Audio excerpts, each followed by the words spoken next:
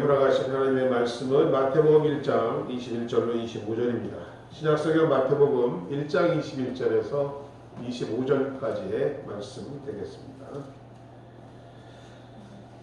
찾으신 분들 우리 함께 읽도록 하겠습니다. 아들을 낳으리니 이름을 예수라 하라. 이는 그가 자기 백성을 저희 죄에서 구원할 자이시니라 하니라. 이 모든 일에 된 것은 주께서 선지자로 하신 말씀을 이루려 하심이니라.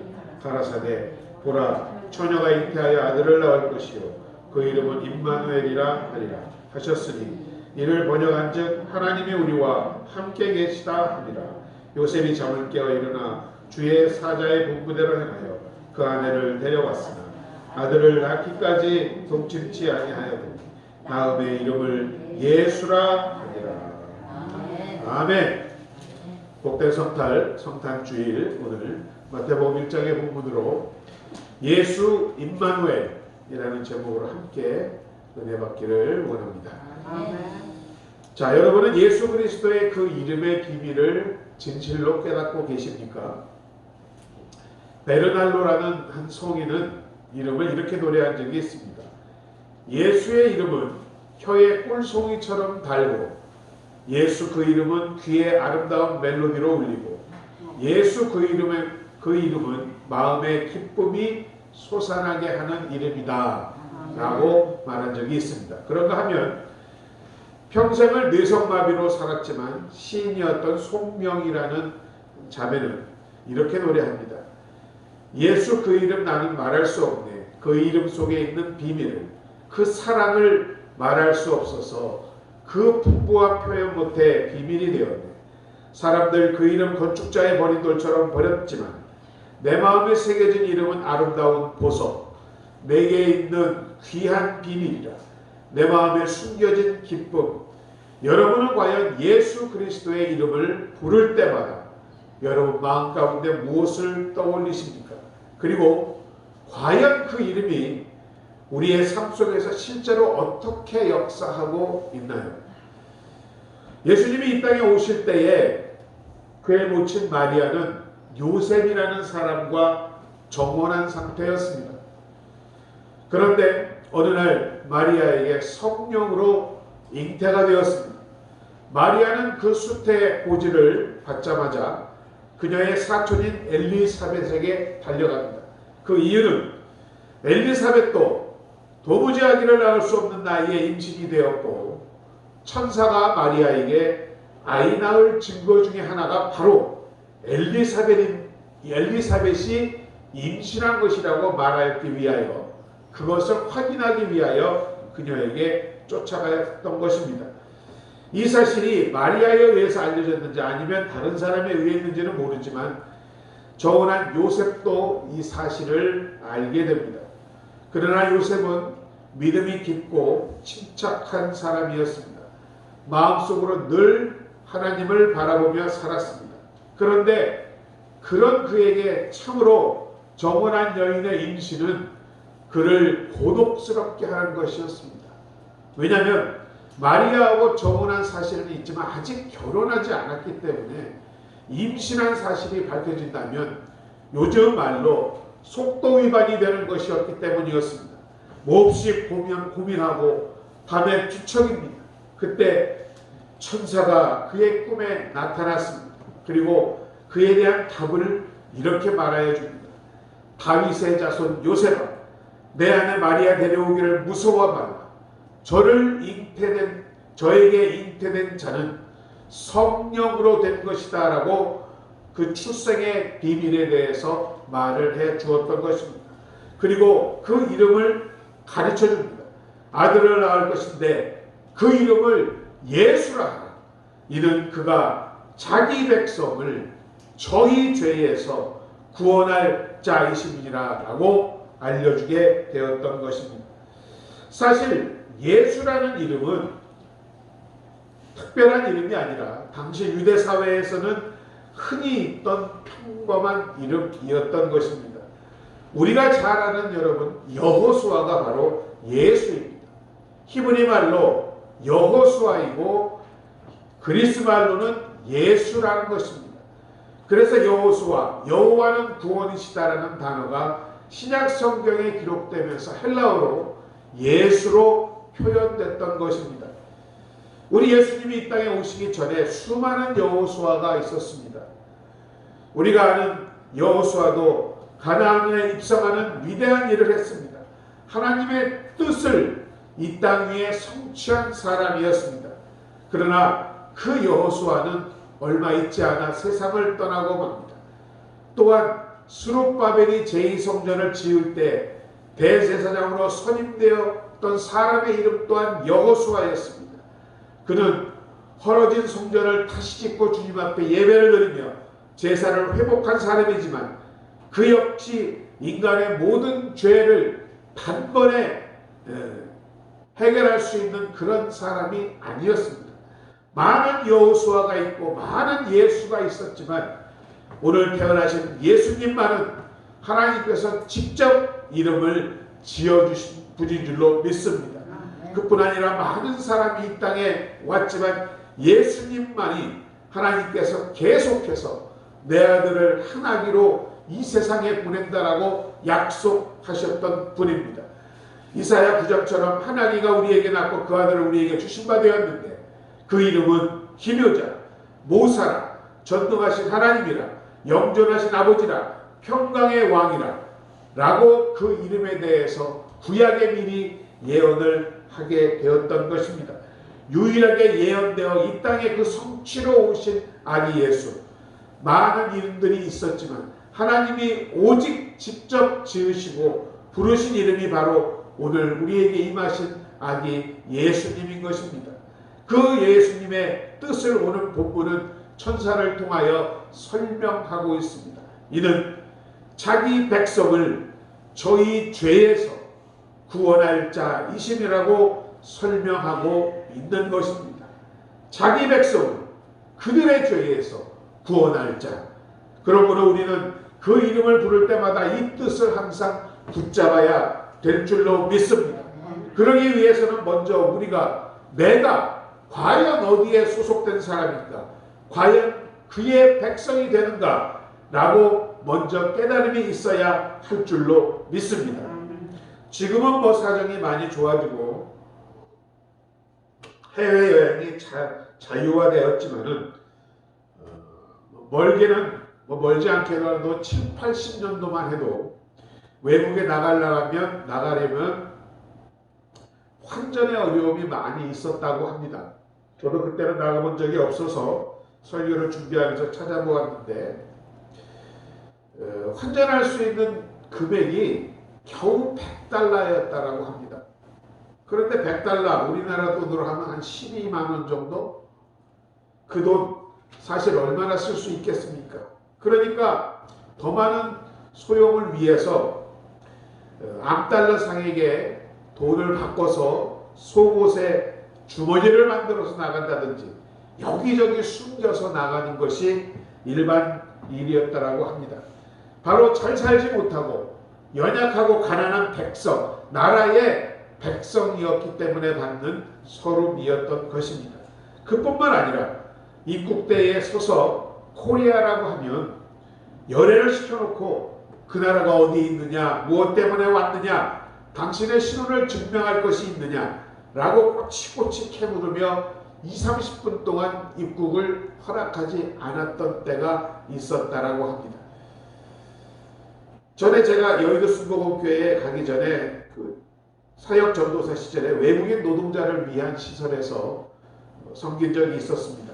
거기에는 네팔에서 온 사람, 방글라데시, 인도네시아, 태국, 필리핀, 말레이시아 등 각국에서 온 많은 청년 사람들이 있었습니다.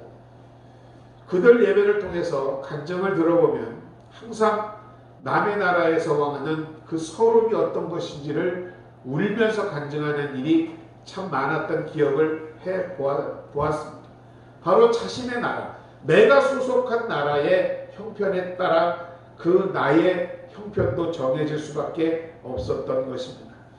그런데 우리에게는 이제 이 나라 코리아뿐만이 아닌 또 다른 시민권이 있다라고 성경은 분명히 말씀합니다. 바로 하늘나라의 백성임을 말하고 있는 것입니다.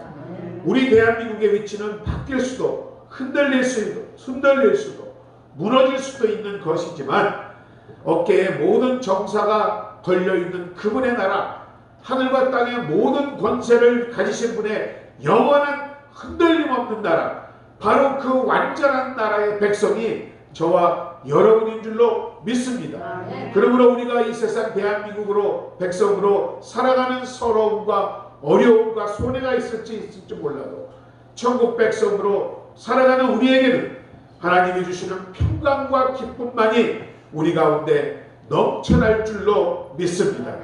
하나님의 나라의 시민으로 확고하게 우리가 입적되었기 때문입니다.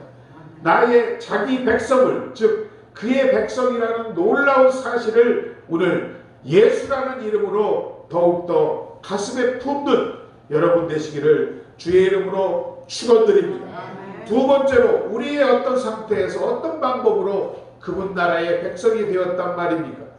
이집트에서 출애굽한 이스라엘 백성과 같이 애굽에서 나오는 것으로 끝이 나면 안 되는 것입니다. 가나안 복지에 들어가야만 진정한 주의 백성인 줄로 믿습니다. 바로 그것은 저희 죄에서 시작합니다. 우리를 괴롭히고 우리를 불행케 하는 그 죄로부터 우리는 벗어나야 한다라는 말씀입니다. 그것을 위하여 주님께서 오늘 우리에게 임하신 줄로 믿습니다. 우리 한국 사람들의 특징 중에 하나는 죄의식을 느끼지 않으며 흔히 짓는 죄가 있다라고 합니다. 바로 거짓말입니다. 어떤 경우에는 필요하게 거짓말 또는 필요한 거짓말이라고 하여서 그 사람을 지혜롭게까지 생각하는 게 우리나라의 일반적인 관습이며 동양 문화의 특색인 것 같습니다. 내 가까운 사람들에게는 의리를 지키고 정직해야만 하지만 내 가족이나 내 무리에 속하지 않은 사람에게는 적당히 거짓말을 하는 것이 지혜로운 사람이고 요령 있는 사람으로 여겨집니다. 그러나 여러분, 성경은 분명히 말합니다. 거짓 증거하지 말라. 거짓은 죄라고 규정하고 있는 것입니다. 한번 지어버린 죄의 고통은 여러분 다시는 우리의 힘으로는 돌이킬 수 없음을 우리는 깨달아 알아야 할 줄로 믿습니다. 겟세마네 동산에서 아들이 기도합니다. 아버지여, 할 수만 있거든 이 잔을 내게서 물리쳐 주옵소서. 그러나 하나님은 그 아들을 십자가에 못 박는 방법 외에는 우리의 죄를 사하고 구원할 수 있는 방법이 없었던 것입니다. 아마 다른 방법이 있었으면 하나님은 필시 그 방법을 선택하셨을 것입니다. 그러나 하나님은 두 팔을 십자가에 못 박으시고 아들이 모진 고통 속에서 아버지여 어찌하여 나를 버리셨나이까 외쳐대는 그 아들의 고통 소리를 들어야만 우리의 죄가 사할 수 있었기 때문에 그래 할 수밖에 없었던 것입니다. 바로 이러한 죄를 주님의 십자가로 인하여 우리가 사함을 받았음을 우리는 늘 감격해야 할 줄로 믿습니다. 그 대속의 은혜가 바로 오늘의 시작이라는 것을 말하고 있음을 이 시간 깨닫는 주님의 참된 백성들 되시기를 주의 이름으로 축원드립니다. 내 의로움 때문이 아니라, 내 잘남 때문이 아니라, 내 아름다움 때문이 아니라 주님의 은혜임을 다시 한번 깨닫는 복된 백성들 되기를 주의 이름으로 축원합니다. 사람들은 예쁘고 좋은 것, 귀한 것을 좋아합니다. 그리고 그것을 같이 잊고 싶어 합니다. 그러나 나쁘고 추한 것은 멀리하고 싶어 합니다. 실패하고 못나고 추하고 더럽지만 내 자식이면 그 자식의 실패와 아픔을 감당하는 것이 부모입니다. 바로 사랑 때문입니다. 바로 이것으로 밖에는 주님의 십자가 사건을 우리는 설명할 수 없는 것입니다. 사랑이었던 것입니다. 우리가 아직 연약할 때에 기약대로 그리스도께서 경건치 않은 자 우리를 위하여 죽으셨도다. 의인을 위하여 죽는 자가 쉽지 않고 선인을 위하여 용감히 죽는 자가 혹 있거니와 우리가 아직 죄인 되었을 때에 그리스도께서 우리를 위하여 죽으심으로 하나님께서 우리에 대한 자기의 사랑을 확증하셨다라고 로마서 5장은 그래서 증거하고 있는 것인 줄로 믿습니다. 한 걸음 더 나가 보라, 처녀가 잉태하여 아들을 낳을 것이요 그 이름을 임마누엘이라 하리라고 오늘 본문을 말하고 있습니다. 죄에서 구원하는 것을 더 나아 그 이름을 임마누엘이라 하셨으니 이를 번역한즉 하나님이 주님이 우리와 함께 하신다라 함이라고 말하고 있는 것입니다. 오늘 이 땅에 오신 주님은 여러분과 함께 하시는 하나님이신 줄로 믿습니다. 언제나 여러분과 동행하시는 하나님인 줄로 믿습니다. 가난은 고통스럽고 절망스러울 때가 많이 있습니다. 그때 함께 하시는 주님은 여러분에게 말씀하실 줄로 믿습니다. 나는 내 가난 그 고통을 안다. 공중에 나는 새도 깃들일 둥지가 있고 여우도 굴이 있었지만 나는 머리둘 곳이 없었던 생애를 살았다. 아무리 못하더라도 집에서 너는 태어났지만 나는 날 곳이 없어 말구유에서 태어났던 것이다. 이러한 것을 다 체험하신 주님께서 여러분과 함께 해주시겠다라고 오늘 말씀하는 줄로 믿습니다. 그런가 하면 사랑하는 사람을 잃은 슬픔을 나는 안다. 내가 사랑하는 사람을 잃은 슬픔으로 고통받고 있는 것 너와 함께 있는 나는 안다고 또한 말씀하시는 줄로 믿습니다. 예수 그 이름의 또 하나의 비밀은 바로 임마누엘인 것입니다. 항상 우리와 함께 하시며 동행하시는 주님을 바라볼 때에 자기 백성을 저희 죄에서 구원하신 하나님 임마누엘의 주님이 다시 한번 여러분을 붙드시고 일으켜 세우실 줄로 믿습니다. 수고하고 무거워진 자들아 다 내게로 오라. 내가 너희를 편히 쉬게 하겠다. 수고하고 무거운 인생의 짐, 그 짐을 진 상태로 나에게 오라. 내가 너희에게 평안을 주겠다라고 주님은 지금도 말씀하고 있는 줄로 믿습니다. 할 수 있거든이 무슨 말이냐? 믿는 자에게 능치 못할 일이 없다. 너는 내가 너의 임마누엘이기 때문이다라고 오늘 주님은 말씀하고 있는 줄로 믿습니다. 마태복음 28장에서도 내가 세상 끝날까지 너희와 항상 함께 있으리라고 약속하여 주신 줄로 믿습니다. 크리스마스가 이제 연중 세속적인 행사로 변질된 지금 성탄절을 맞이한 우리는 참된 주님의 탄생 그 의미를 되새김으로 주의 백성으로 주님을 맞이해야 할 줄로 믿습니다. 오늘 그 이름의 비밀을 우리가 보았습니다.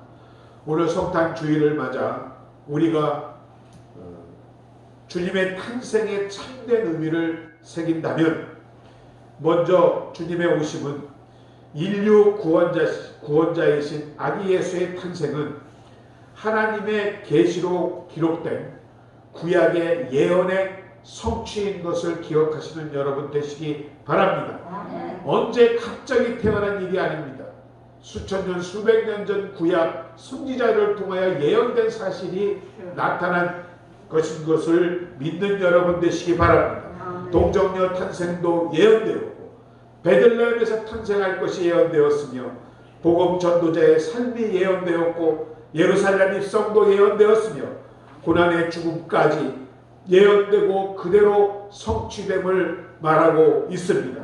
또한 주님의 탄생은 죄와 사망의 권세에서 벗어날 수 없는 우리를 구원을 위해서 성육신하신 하나님의 독생자이심을 깨닫는 여러분 되시기를 주의 이름으로 축원드립니다.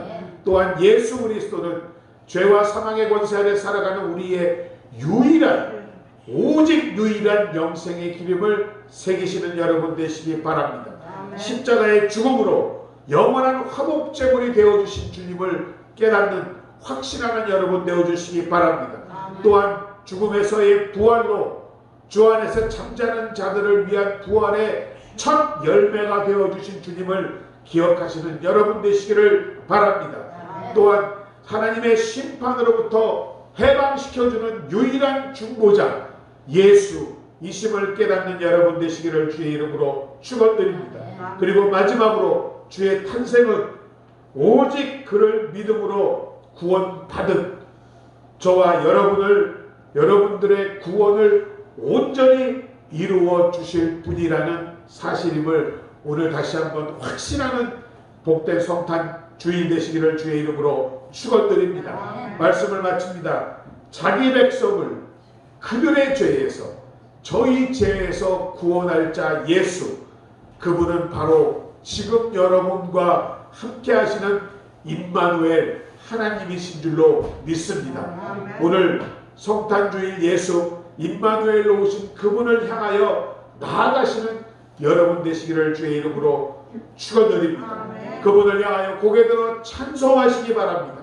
임마누엘이신 그분을 경배하시기 바랍니다. 그분을 붙잡고 다시 일어서시기 바랍니다. 그분 때문에 도무지 웃지 못할 상황과 형편이지만 여러분 웃을 수 있을 줄로 믿습니다. 다른 사람들은 이해가 되지 않고 설명이 되지 않을지 몰라도 여러분 예수 그리스도의 이름 안에 그 비밀이 있기 때문인 줄로 믿습니다.